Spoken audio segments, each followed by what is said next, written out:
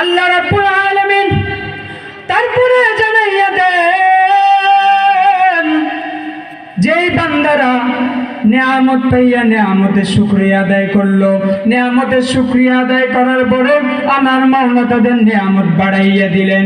কিন্তু যেই বান্দারা নিয়ামত পাইয়া নিয়ামতের শুকরিয়া আদায় করলো না, অকৃতজ্ঞ বান্দা হইয়া তারা জমিনের মধ্যে বসবাস করলো, আমার মাওলা বলেন, বান্দা মনোযোগের কান লাগাইয়া শুনিও,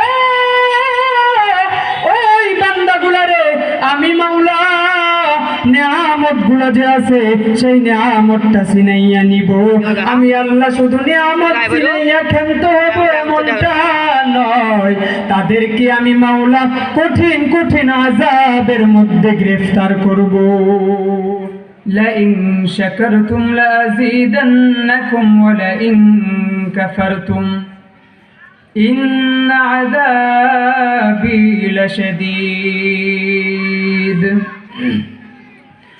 আল্লাহ বলেন, এ মানুষ, আমি আল্লাহ তোমাদেরকে দুনিয়ার মধ্যে বড় নিয়ামত দিয়া দুনিয়াতে পাঠাইলাম। শুধু একটা দুইটা নিয়ামত দিছি এমন না, অসংখ্য অগণিত নিয়ামত দিয়ে আমি মাওলা তোমাদেরকে দুনিয়ার মধ্যে প্রেরণ করলাম। আল্লাহ তাআলা কত নিয়ামত দিয়া দিলেন তার গণনা আজও পর্যন্ত কেউ করতে পারবে না, কারণ আল্লাহ নিজেই তার কোরআনের মধ্যে জানাইয়া দেন, ওয়া ইন তাউদ্দু নি'মাতাল্লাহি লা তুহসুহা। এই বান্দারা, তোমাদেরকে আমি দুনিয়ার মধ্যে কত শত নিয়ামত দান করে দিলাম, এই নিয়ামতগুলার যদি বান্দা তুমি গণনা শুরু করে দাও, তোমার শুরু থেকে নিয়ে একদম জীবনের শেষ পর্যন্ত যত নিয়ামত আমি আল্লাহ তোমাদেরকে দেয়া দিলাম, সেই নিয়ামতগুলা যদি বান্দা তুমি গণনা করতে চাও, তুমি গুনতে চাও, এই নিয়ামতগুলার যদি তুমি গণনা শুরু করে দাও, তোমার জিন্দেগি শেষ হয়ে যাবে, কিয়ামত কায়েম হয়ে যাবে, কিন্তু তোমার এই নিয়ামতের গণনা করা শেষ হবে না। কারণ আল্লাহ জানাই দিয়েছেন, এ বান্দা, তুমি চাইলেও সেই নিয়ামতগুলো গণনা করে শেষ করতে পারবে না, কারণ আমার আল্লাহ তোমাকে এক দুইটা নিয়ামত দেন নাই, তোমার জিন্দেগির শুরু থেকে নিয়ে শেষ পর্যন্ত তোমার কি প্রয়োজন, তোমার কোন জিনিসের দরকার, যেই জায়গায় যেই জিনিস প্রয়োজন সেই জিনিস আমার মাওলা তোমাকে দিয়ে দিয়েছেন। যেই জায়গায় তোমার চোখ হলে ভালো হতো সেই জায়গায় তোমার চোখ দিয়া দিলেন, যেই জায়গায় হাত হলে ভালো হতো সেই জায়গায় তোমার হাতটা দিয়া দিলেন, যেই জায়গায় তোমার পা হলে ভালো হতো সেই জায়গায় তোমার পাটা দিয়া দিলেন। অঙ্গ প্রত্যঙ্গ দিয়া আমার মাওলা তোমারে এত সুন্দরভাবে বানাইলেন, যেইভাবে বানাইছেন আমার মাওলা সারা দুনিয়ার বিজ্ঞানীরাও যদি এসে চেষ্টা শুরু করে দেয়, আমার মাওলার মতো কোনো অঙ্গ বানাইতে পারবে না, কারণ আমার মাওলা হলেন কুদরতের মালিক, যেই কুদরত দুনিয়ার কারো হাতে নাই, যেই কুদরত আমার মাওলার শুধু নিজের হাতের মধ্যে রেখে দিলেন। আল্লাহর কাছে এত পরিমাণে কুদরত, তার কিঞ্চিত পরিমাণ আল্লাহ দুনিয়ার কিছু মানুষের মধ্যে দিয়ে দিলেন।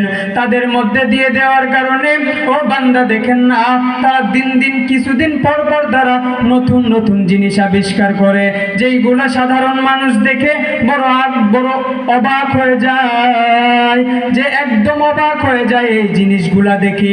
সাধারণ কোনো মানুষ পারবে না এমন বিচক্ষণ জিনিস তারা তৈরি করে ফেলে, কারণ আল্লাহ তাদেরকে কিছু শক্তি তাদেরকে দিয়া দিলেন।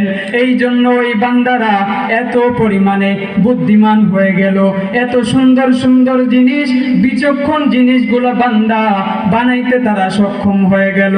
ও আল্লাহর বান্দারা, এই যে আল্লাহ তাআলা তাদেরকে এত পরিমাণে জ্ঞান দিলেন, তাদেরকে তাদেরকে এত পরিমাণে শক্তি দিয়া দিলেন, তাদেরকে এত বুঝ দিয়া দিলেন। ও বান্দা, এই যে একটা বুঝ দিয়া দিলেন, এই বুঝটা হলো আল্লাহর নিয়ামত। এই নিয়ামত পাইয়া যারা আমার মাওলার শুকরিয়া আদায় করবে, আমার মাওলা তাদের নিয়ামত দ্বিগুণ দ্বিগুণ করে দিবেন, ঠিক কিনা? আল্লাহ রাব্বুল আলামিন তারপরে জানাইয়া দেন, যেই বান্দারা নিয়ামত পাইয়া নিয়ামতের শুকরিয়া আদায় করলো, নিয়ামতের শুকরিয়া আদায় করার পরে আমার মাওলা তাদের নিয়ামত বাড়াইয়া দিলেন।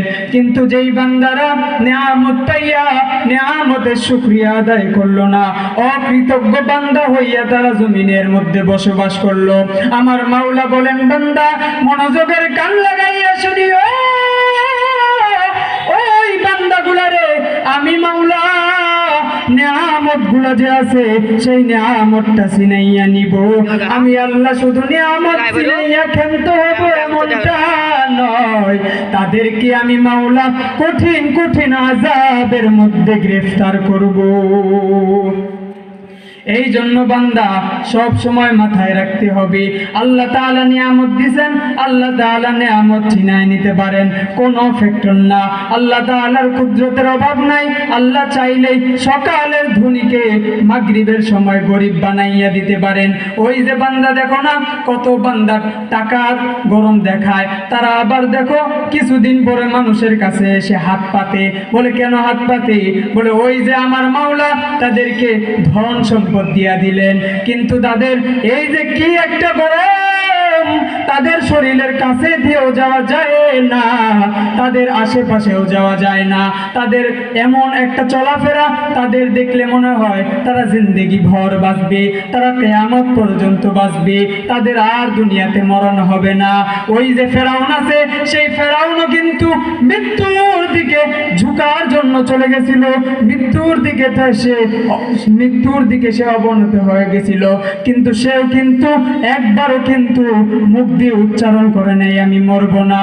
সেও নিজে জানতো আমার মৃত্যু হলো অবধারিত, দুনিয়ায় যেহেতু আসছি আমারও একদিন মরণ হবে।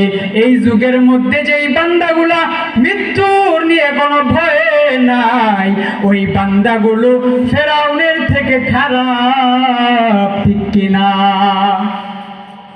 ওই বান্দাগুলো ফেরাউনের চাইতে নিকৃষ্ট। যেই বান্দাগুলা যারা টাকার পাওয়ারে মৃত্যুকে ভয় করে না, শরীরের পাওয়ারে মৃত্যুকে ভয় করে না, যারা নিজের গরমের কারণে মৃত্যুকে ভয় করে না, নেতার উপরে সব চাইরা দিছে, তাদের নেতা আছে, তাদের পাওয়ার আছে, এই মনে করে করে তারা তাদের জিন্দেগি চালাইতো। কিন্তু আমার মাওলা জানাইয়া দেন, এ বান্দা আমি নিয়ামত দিয়া দিলাম, নিয়ামত পাইয়া যদি নিয়ামতের শুকরিয়া আদায় করো, তুমি যদি নিয়ামতটা শুকরিয়া আদায় করে নাও, আমি মাওলা নিয়ামতটা তোমার বাড়াইয়া দিব। যদি বান্দা নিয়ামত পাইয়া অশুকরিয়া আদায় করো, অকৃতজ্ঞ হইয়া যাও, নিয়ামতটা ছিনাইয়া নিব।